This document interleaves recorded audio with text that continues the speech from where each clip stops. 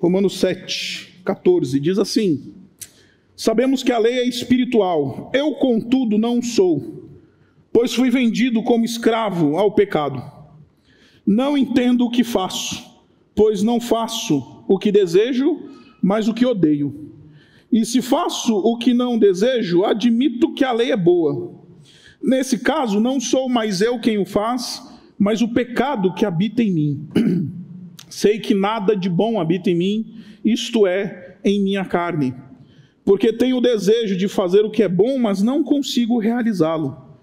Pois o que faço não é o bem que desejo, mas o mal que não quero fazer, esse eu continuo fazendo. Ora, se faço o que não quero, já não sou eu quem o faz, mas o pecado que habita em mim. Assim, encontro esta lei que atua em mim. Quando quero fazer o bem, o mal está junto de mim.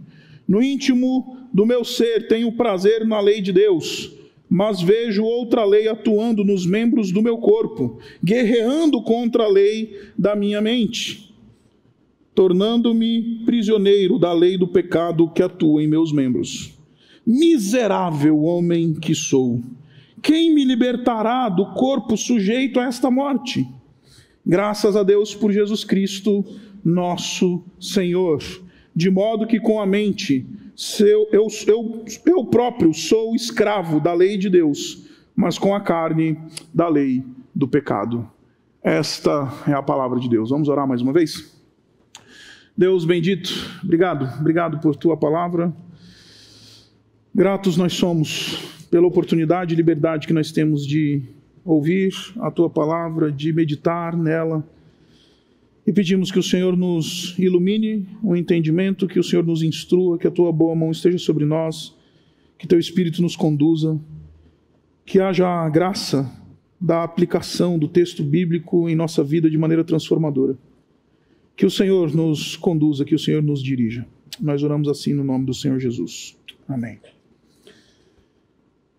Como vocês sabem, nós, ao longo desse mês de outubro, nós estamos refletindo no 7º capítulo de Romanos.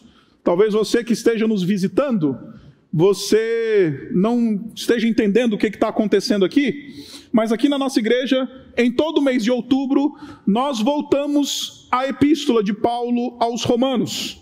Já chegamos aqui no capítulo 7, nós estudamos o livro de Romanos aqui na nossa igreja nesse mês da Reforma Protestante, justamente para marcar a importância dessa epístola para a nossa tradição reformada.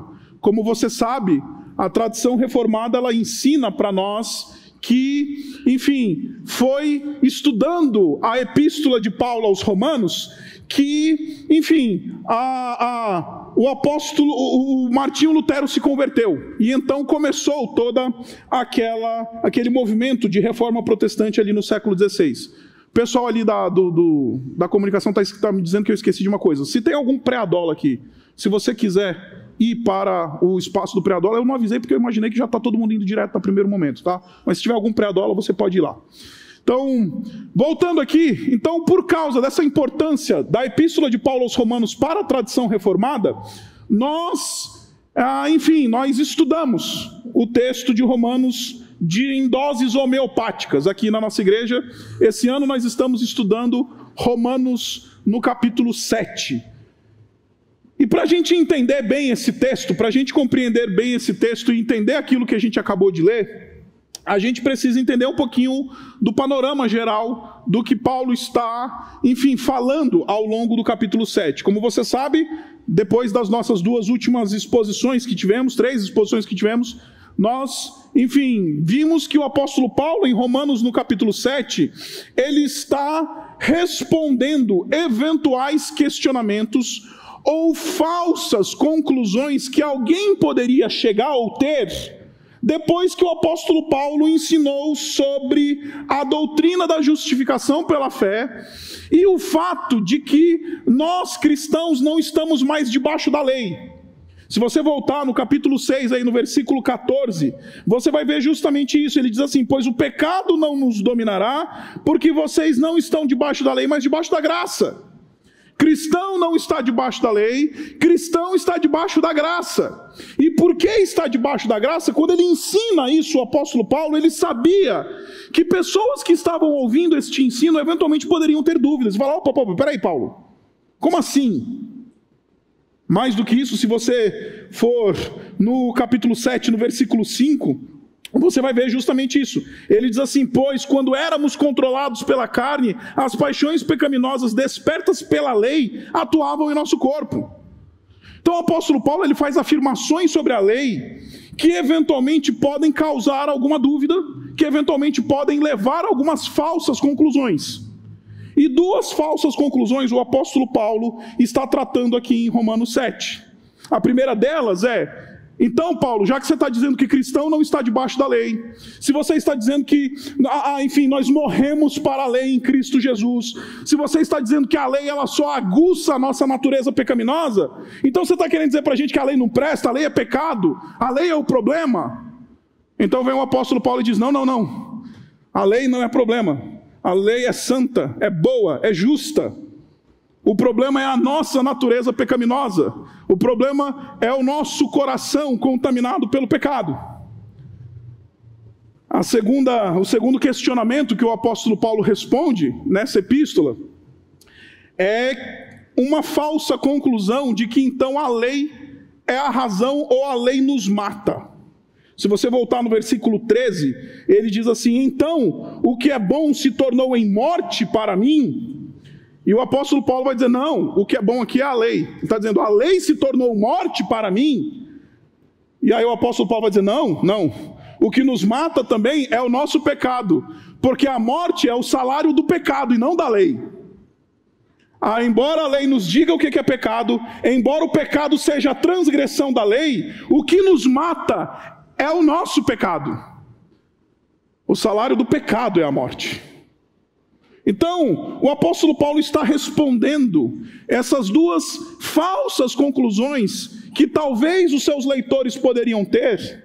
E na medida em que ele está querendo mostrar que o problema não é a lei, o problema é a minha e a sua natureza pecaminosa, então o apóstolo Paulo ele decide expor para nós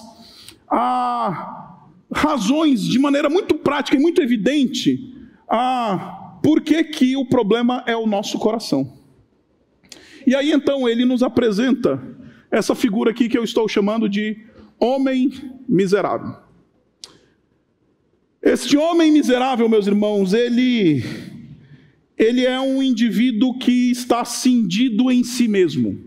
Existe uma ruptura, existe uma quebra entre aquilo que ele deseja e aquilo que ele faz.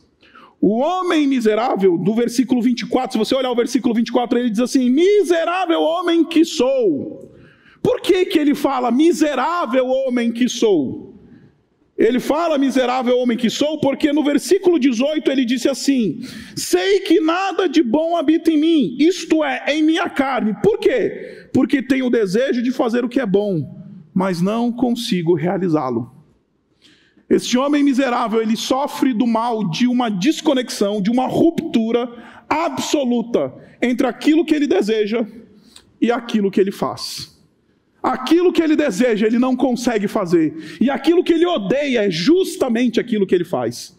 O bem que eu gostaria de fazer, eu não faço.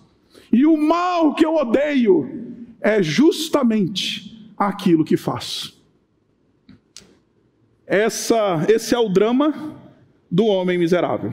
Agora, eu preciso ser intelectualmente honesto com todos vocês e dizer para vocês que nós, nessa passagem, estamos lidando com uma das passagens que talvez seja uma das passagens mais controversas de todo o livro de Romanos. Os teólogos e comentaristas e estudiosos das Escrituras, eles são unânimes em uma coisa, em discordar de seus pontos de vista na medida em que eles estudam esse texto. Porque, de fato, esse texto ele desafia a gente aqui. Muitas impossíveis interpretações, elas são suscitadas a partir desse texto, e eu não vou transformar esse sermão num movimento de academicismo e ficar mostrando teoria A, teoria B, teoria C. Mas eu preciso ser intelectualmente honesto com todos vocês e dizer que estou seguindo aqui, na minha interpretação que estou sugerindo a vocês, a tradição de pelo menos 2 grandes pensadores da história da igreja. O primeiro dele é J.I. Packer, tá? Estou citando os nomes para os eruditos de plantão acalmarem aí os seus corações, tá? E o segundo deles é Leon Morris, tá? E por que eu estou citando isso? Porque dentre essas muitas discussões, a pergunta que se levanta é: quem que é esse homem miserável cindido em si? Ele é um crente? Ele é um pagão? Ele é um judeu que não se converteu? Ele é um judeu que se converteu e agora está olhando para trás? Quem que é esse homem miserável? E seguindo esse modelo interpretativo que eu estou apresentando a vocês, eu quero propor para você em primeiro lugar que sim, este é um homem crente. O apóstolo Paulo está se colocando aqui e nos apresentando até a sua própria experiência de alguém convertido, de alguém que é já nascido de novo e que luta com essa tensão de ser alguém que é nascido de novo, mas que também tem uma natureza pecaminosa. Um homem que nasceu de novo, um homem que sabe o que é correto, sabe qual que é o padrão de Deus, que conhece a vontade de Deus, mas que luta com a sua própria natureza pecaminosa. E talvez você esteja pensando: puxa, pastor, mas você consegue demonstrar isso de uma maneira um pouquinho mais óbvia no texto? Porque você fala uma coisa, eu quero ver no texto. Se você dá uma olhadinha, a primeira coisa que a gente tem nesse texto é que este homem miserável, apesar dele ser este homem cindido em si mesmo, ele tem uma percepção muito elevada da lei. Se você olhar no versículo 14 aí comigo, você vai ver o seguinte: ele começa dizendo: sabemos.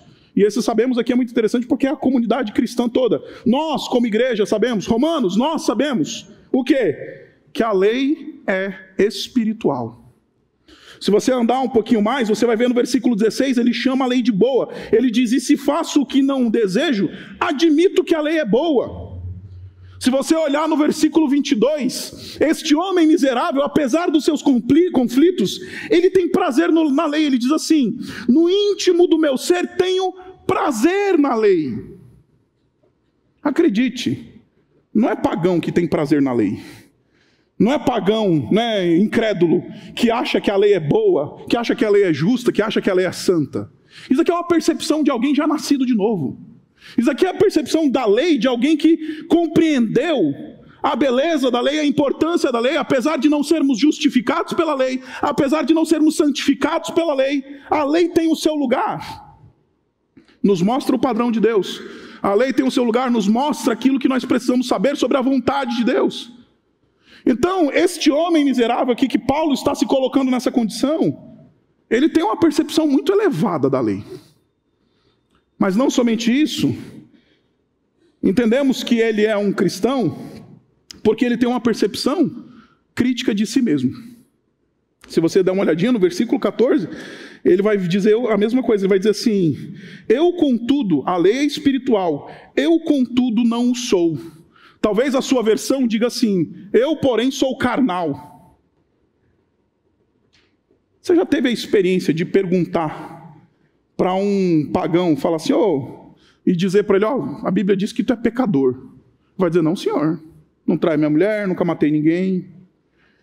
Esse senso de convicção de pecado, continuando, desse senso de alguém que tem uma natureza pecaminosa. Olha só que interessante, o versículo 17, ele diz assim: nesse caso não sou mais eu quem faz, mas o pecado que habita em mim. Ele repete 3 vezes essa expressão, pecado que habita em mim. Ele tem uma consciência de pecado, este homem. Isso é coisa de cristão, gente. Versículo 15, ele odeia o mal, ele diz assim: não entendo o que faço, pois não faço o que desejo, mas o que odeio. O que odeio. Só odeia o mal quem é nascido de novo. O que não é nascido de novo, ele pratica o mal e não tem nenhum senso de culpa, não tem nenhum senso de, de consciência pesada, nada. Aliás, o que não nasceu de novo, ele tem muita dificuldade, como eu já disse a você, de reconhecer o fato de que ele é um pecador. Se você já teve essa oportunidade de conversar com teu cunhado, né, aquele teu parente que ainda não conhece a Jesus, e aí você fala assim: o pecado, a natureza pecaminosa, somos pecadores, eu não tenho dúvida, se você já teve uma experiência como eu já tive, você sabe do que eu estou falando. Ele vai dizer: não, imagina, eu pecador não. Pecador é o Fernandinho Beiramar. Pecador é aquele que está roubando lá em Brasília. Pecador é... Eu não. Interessante, Paulo, este homem miserável, é alguém que tem uma visão elevadíssima da lei. E tem uma visão, a gente vai falar um pouquinho mais sobre isso, pessimista de si mesmo.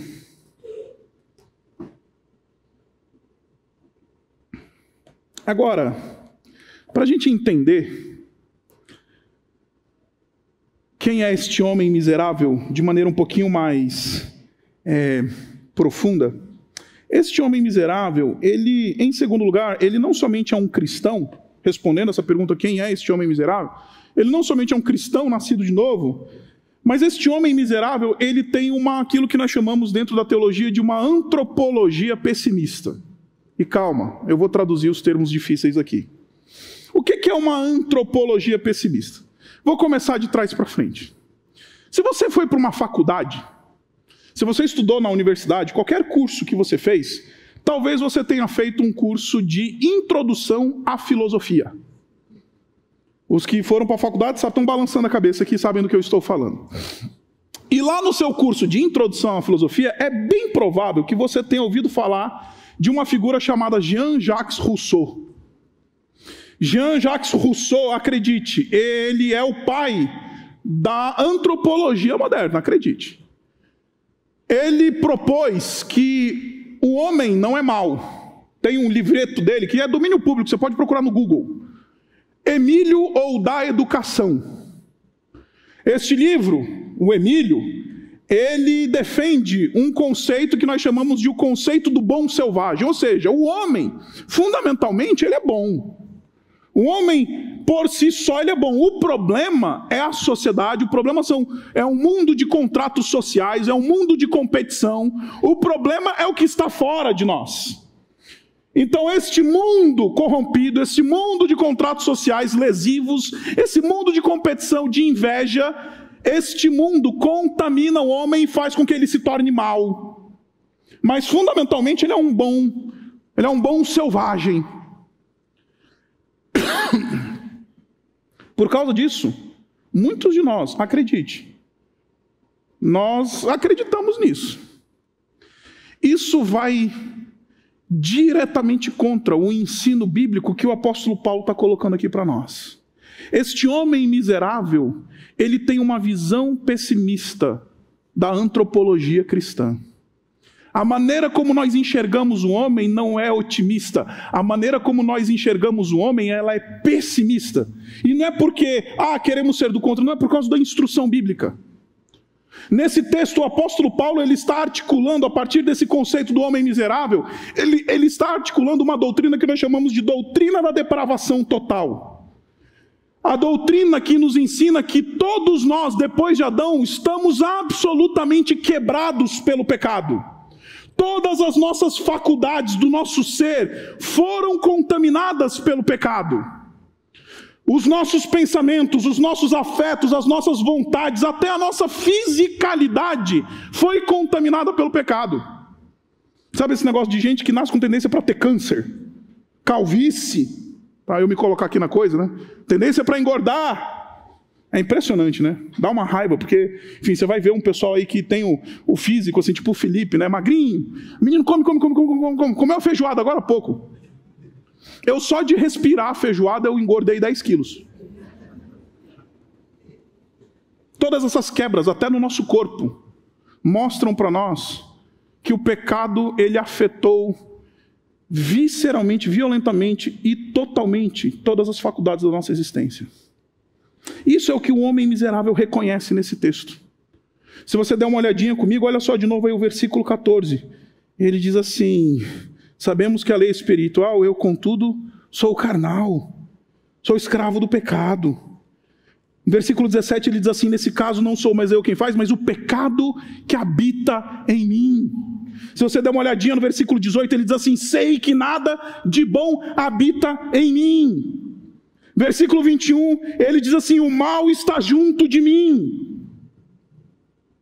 Versículo 23, tornando-me prisioneiro da lei do pecado. Em outras palavras, o apóstolo Paulo, ele está articulando essa doutrina que nos ensina, meus irmãos, que sim, apesar de um dia nós termos sido esclarecidos pela graça de Deus, nós ainda temos que lutar com uma natureza pecaminosa, uma condição de pecado que nós vivemos, que nós somos pecadores, quebrados absolutamente.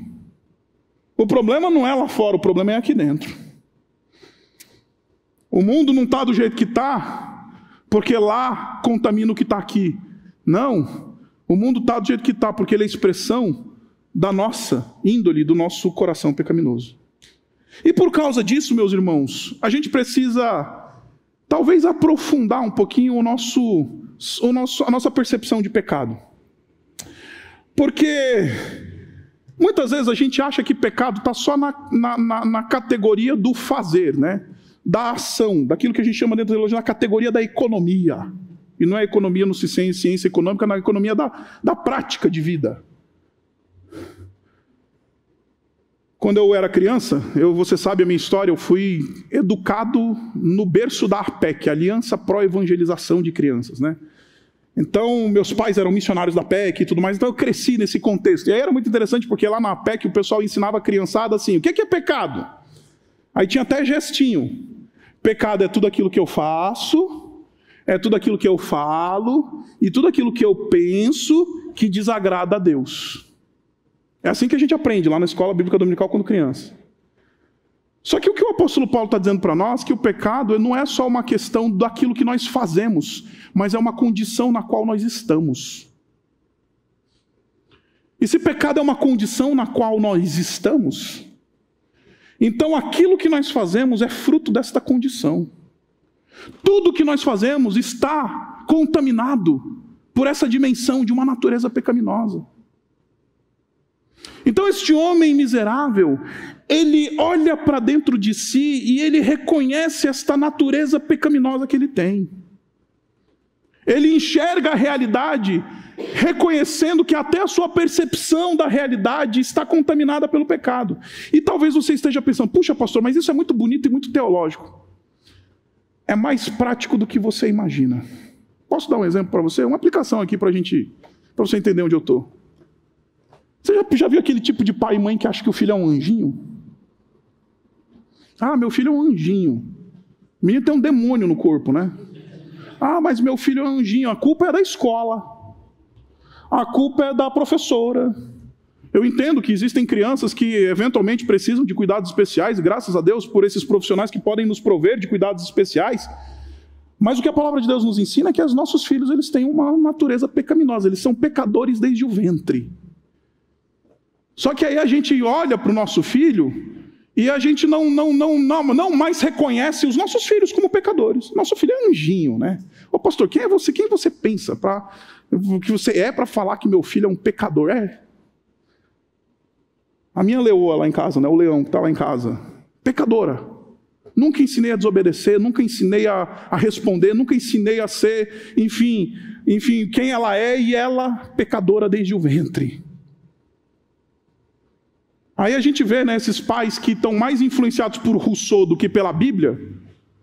Aí eles, em vez de serem agentes de educação na natureza pecaminosa dos seus filhos, eles acham que seus filhos são os anjinhos. Aí vira o paió, aquilo que eu chamo de paió. O que é o paió? A criança, né? Não é à toa que Provérbios 22, né? Versículo 19 vai dizer para nós que a criança entregue a si mesma será a vergonha da sua mãe, né? Provérbios 22. Aprenda com a sabedoria. Aí o pai, a criança está lá tocando terror, né? Aí o pai faz assim, ó, pai ó. Pai ó, né? Quando deveria assumir as rédeas, entendendo que seu filho, assumir as rédeas da formação espiritual do seu filho, da educação do seu filho, entendendo que ele é pecador. Aí a gente diz assim, não, veja bem, sabe o que é? Pai ó. Dou-lhe uma, dou-lhe duas, dou-lhe 50 e não acontece nada. Só para você perceber como isso afeta a nossa percepção de realidade.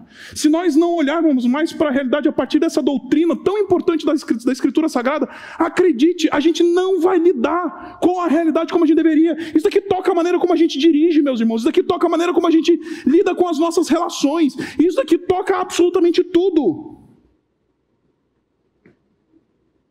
para não só bater, deixa eu fazer como eu fiz lá com o pessoal das 11, deixa eu também apresentar um modelo redentivo. Aprendi essa com Paul Tripp, lá no livro Pastoreando o Coração da Criança. Ele diz uma coisa muito, muito interessante, já que estamos falando aqui rapidamente nessa aplicação sobre família. Que tal o modelo de Deus de educação? Chama seu filho e faça como Deus fez. Primeiro, apresente os privilégios. Filhinho, está aqui o jardim. Lembra dos 2 filhos de Deus, os primeiros? Está aqui o jardim, para você. Papai ama você. Papai quer o seu bem. Está aqui o jardim. Curta, aproveite, desfrute. Segundo, estabeleça o limite. Está vendo essa árvore aqui, filhinho? Você não pode comer dela. Apresente as consequências da quebra do limite. Se você comer, você vai morrer. Quarto lugar, cumpra. Adão e Eva comeram do fruto, Deus não fez. Deus cumpriu. Sabe por quê? Porque tem muito pai enganado por aí por uma percepção de que meu filho é um anjinho, de que uma das coisas mais preciosas que você pode oferecer aos seus filhos são limites. O seu filho vai encontrar, porque tem muito pai perdido por aí falando assim, não, eu quero que os meus filhos sejam meus amigos. Não, teu filho vai achar amigo na escola, no futebol, no judô, não sei aonde, no inglês, mas ele não vai achar pai e mãe em outros lugares. Você precisa ser, antes de amigo dele, pai e mãe do teu filho. Mas você só vai ser um bom pai, uma boa mãe, se você conseguir começar a perceber o teu filho como pecador. Estabelecendo limite, atuando para pastorear essa criança. Dá para perceber como isso toca todas as áreas da nossa vida.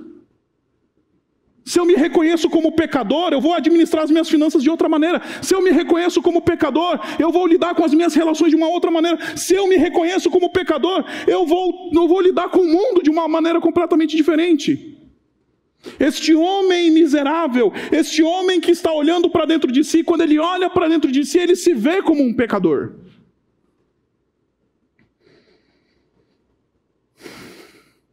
Doutrina da depravação total. A doutrina de uma antropologia pessimista.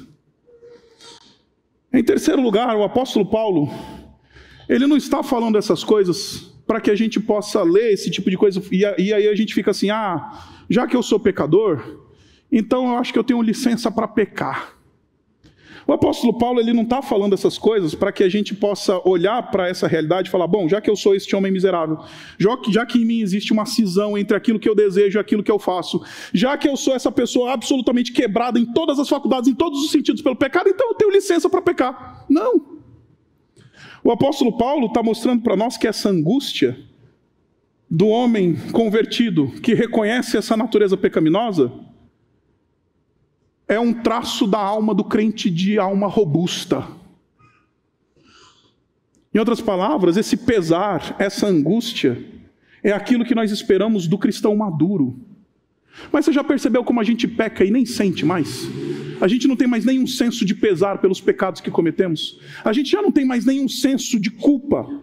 A gente peca, a gente pratica algumas coisas, a gente admite alguns valores, a gente admite alguns critérios e algumas coisas nas nossas casas, sem mais sequer perceber o modelo pecaminoso. Alguns desenhos que os nossos filhos, a gente está transferindo, minha culpa, tá? A gente está transferindo a nossa educação para Disney, né? Disney Plus, Netflix, Pocoyo, educa os nossos filhos.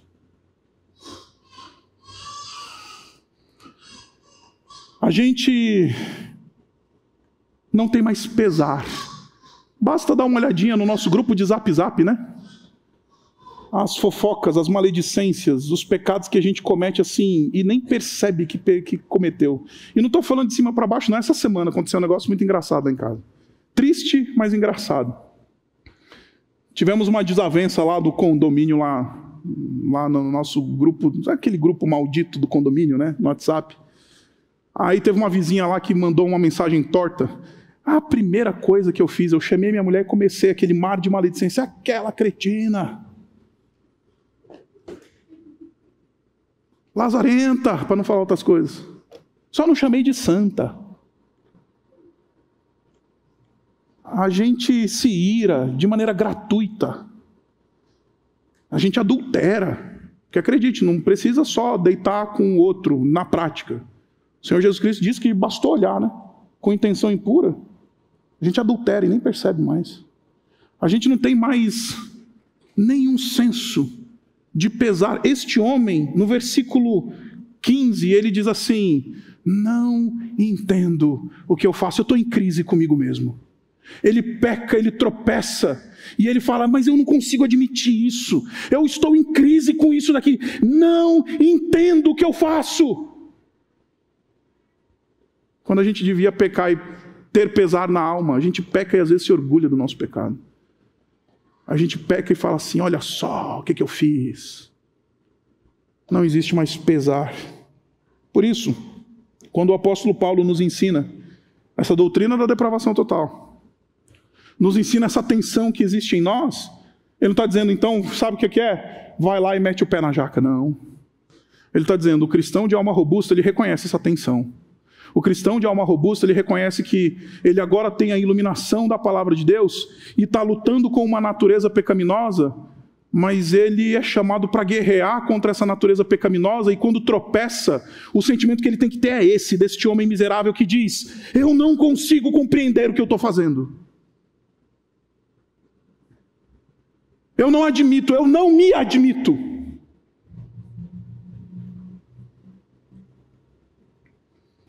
Em quarto lugar, quando o apóstolo Paulo está dizendo essas coisas, ele está dando o reconhecimento, está mostrando para nós que o reconhecimento de nossas fraquezas é o princípio da nossa vida transformada.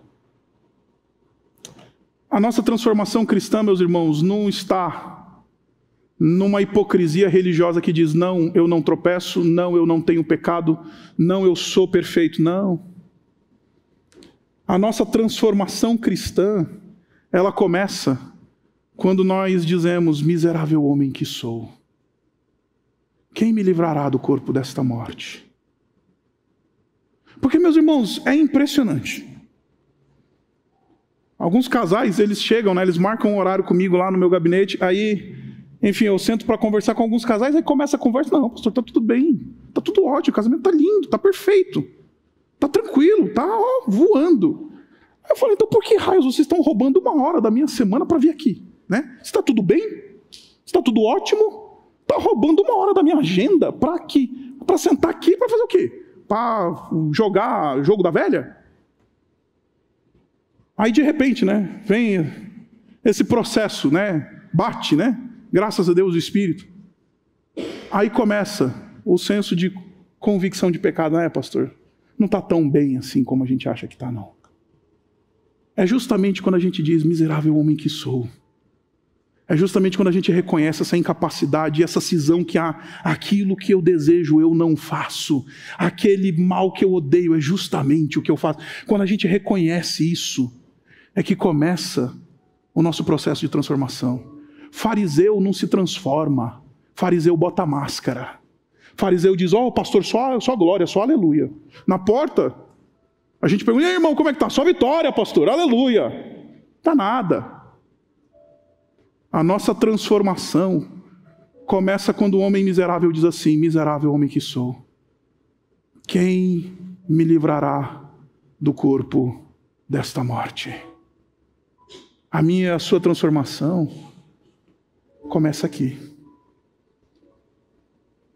Quem que é esse homem miserável? Recapitulando. Em primeiro lugar, ele é um cristão sério. Tem uma percepção muito clara da lei de Deus, positiva. Olha para dentro de si e só reconhece pecado. Tem uma percepção crítica de si mesmo. Reconhece que é alguém quebrado absolutamente pelo pecado que habita nele. Que demonstra genuíno pesar pelos seus tropeços, pelas suas falhas. Mas que entendeu que é nesse brado: miserável homem que sou, que começa a nossa transformação. Aí talvez você esteja pensando: puxa, pastor, mas onde é que isso está no texto? Olha o versículo 25. O versículo 25, ele diz assim: graças a Deus por Jesus Cristo, nosso Senhor. E talvez, eu não sei se você já percebeu, leu esse texto, mas aparentemente essa expressão que está aqui nesse verso, nosso Senhor, ela parece que está sobrando, né? Porque dizer graças a Deus por Jesus Cristo e graças a Deus por Jesus Cristo, nosso Senhor, aparentemente é a mesma coisa, né? Mas se você não pegou nada desse sermão, deixa eu dizer uma coisa para você: o Espírito Santo de Deus, ele não é prolixo. O seu pastor é, mas o Espírito Santo de Deus, ele não é prolixo. Se ele colocou uma palavra lá, pelo poder da inspiração, acredite, é porque é importante. O interessante é que a redenção deste homem miserável não é se tornar um legalista. Vou cumprir agora a lei, porque ele não vai conseguir, ele sabe que ele não consegue. Ele vai descobrir que a sua redenção está em se submeter a um Senhor. O homem miserável, ele encontra a redenção da sua alma, do seu coração, dessas tensões que ele vive como cristão, quando ele encontra um Senhor. Porque acredite, enquanto Jesus só for aquele camarada legal do The Chosen pra gente não vai encontrar redenção. Enquanto Jesus só for aquele camarada legal que a gente posta umas fotos, né, no Instagram com umas frases de Jesus, né? Aquela menina carnal, adolescente, né, que posta uma foto de biquíni mostrando tudo, aí bota embaixo, bem-aventurados os justos. Enquanto Jesus não for Senhor, a gente vai continuar vivendo essa cisão de homem miserável que deseja fazer o bem, mas não consegue, e que odeia o mal, mas é justamente isso que ele faz. Sabe por quê? Porque Jesus, ele não sofre dessa cisão. Aquilo que Jesus deseja fazer, ele faz. O mal que ele repudia, ele se distancia dele. Não sei se você se lembra de Jesus no deserto, quando foi levado pelo Espírito para ser tentado, Mateus capítulo 4. Satanás tentou ele, mas o mal que ele repudiava, ele repudiou e conseguiu repudiar. O bem que ele queria, que era ser fiel ao seu Pai, ele foi capaz de ser. Porque quando a gente se submete a esse senhorio deste nosso Senhor, aí ele vai ensinando a gente a reorganizar e reaproximar aquilo que a gente deseja daquilo que a gente faz. Aí a gente começa a aprender essa santa e doce pedagogia do senhorio de Jesus, que nos ajuda a realinhar essa cisão que está em nós. Aí aquele bem que a gente deseja fazer, a gente consegue fazer. Por nós, não. Pelo poder de um Senhor que me ensina. Aquele mal que bate à nossa porta, e a gente às vezes fica flertando, né? Rejeito ou não rejeito, rejeito ou não rejeito. A gente rejeita. Pelo nosso poder, não. Por um Senhor que me ensina que é possível desejar e fazer.